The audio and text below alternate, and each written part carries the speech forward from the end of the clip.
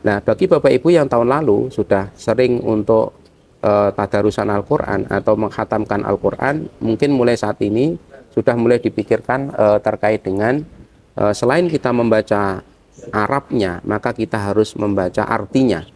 Jadi kita tidak hanya mentargetkan khatam Al-Quran secara bacaan, tetapi kita mentargetkan khatam Al-Quran beserta artinya. Nah, nanti yang makom yang lebih tinggi itu adalah kita memahami tentang tafsirnya, makna yang terkandung di dalam Al-Quran itu.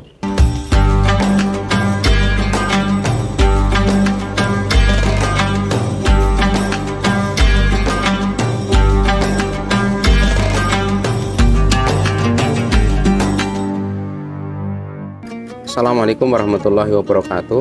Alhamdulillahirrabbilalamin. Allahumma sholli ala Bismillahilladzi la yadurru ma'asmi fil ardi wala fis samai wa huwas samiul alim. Bapak Ibu yang dirahmati Allah Subhanahu wa taala, mudah-mudahan kesehatan, keselamatan, keamanan, rahmat, maghfirah dan berkahnya Allah Subhanahu wa taala senantiasa diberikan kepada kita semuanya. Baiklah Bapak Ibu, pada kesempatan yang mulia ini akan saya sampaikan terkait dengan amal-amal yang utama di bulan Ramadan. Banyak keutamaan di bulan Ramadan ketika kita mau melaksanakan amalan-amalan yang ada di bulan Ramadan. Di antaranya adalah ada 4 hal yang perlu kita lakukan selama bulan Ramadan agar kita mendapatkan keutamaan dan kemuliaan. Yang pertama adalah sedekah, yang kedua tadarus, yang ketiga sholat tarawih, dan yang keempat iktikaf. Baiklah Bapak Ibu yang dirahmati Allah Subhanahu wa taala, terkait dengan sedekah, bahwa salah satu amalan yang dianjurkan di bulan Ramadan ini adalah kita sedekah. Mari harta yang kita miliki itu ada hak orang-orang yang membutuhkan Bapak Ibu ya. Maka dengan sedekah itu insya Allah akan membahagiakan kita.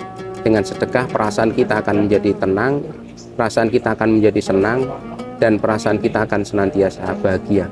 Ketika bahagiaan itu, maka kita akan senantiasa selalu berprasangka baik pada Allah Subhanahu wa taala. Dengan kebaikan yang Allah berikan itu, insya Allah kita akan mendapatkan balasan yang terbaik insya Allah. In ahsangtum li anfusikum wa in asatum falaha. Jika kamu berbuat baik, maka kebaikan itu akan kembali kepada dirimu. Jika kamu berbuat jahat, maka kejahatan itu akan kembali kepada dirimu.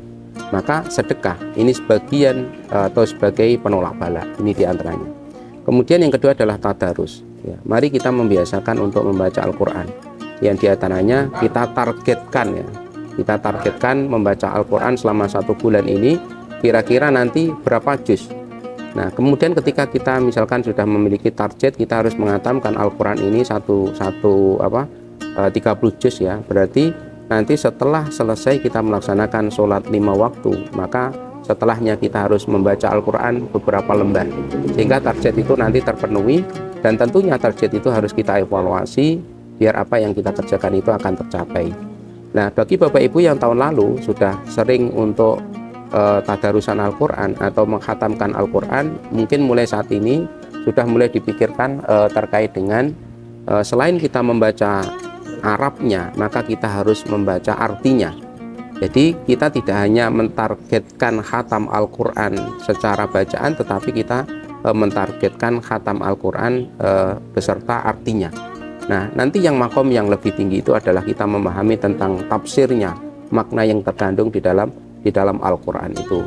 Marilah Bapak Ibu, ini sebagai motivasi syiar, mungkin di masjid-masjid kita, kemudian di rumah-rumah kita ini sudah kita mulai biasakan untuk membaca Al-Quran. Dan kita mulai mungkin di bulan Sya'ban ini ya, di bulan Sya'ban ini kita membaca Al-Quran, biar nanti di bulan Ramadan ini kita sudah siap. Kemudian yang ketiga adalah sholat tarawih. Nah Bapak Ibu, sholat tarawih ini istilahnya itu juga sholat qiyam Ramadan atau sholat lail ya. Kalau di luar Ramadan itu namanya sholat tahajud atau sholat tahajud atau sholat lail. Nah sholat tahajud ini dianjurkan dilakukan secara berjamaah, kemudian dilakukan di masjid atau di musola atau di rumah sendiri-sendiri. Walaupun sholat tarawih ini bisa dikerjakan sendiri-sendiri, tetapi sebagai syiar dakwah agar kita lebih semangat untuk melakukan sholat tarawih ini, sebaiknya dikerjakan di masjid. Nah, sholat tahajud atau sholat tarawih ini dikerjakan 11 rakaat. Ya, 4 rakaat plus 4 rakaat plus 3 rakaat. Nah, untuk sholat tarawihnya itu rakaat pertama setelah membaca Al-Fatihah dianjurkan membaca syafi'i. Rakaat yang kedua setelah membaca Al-Fatihah dianjurkan membaca Qul ya ayyuhal kafirun.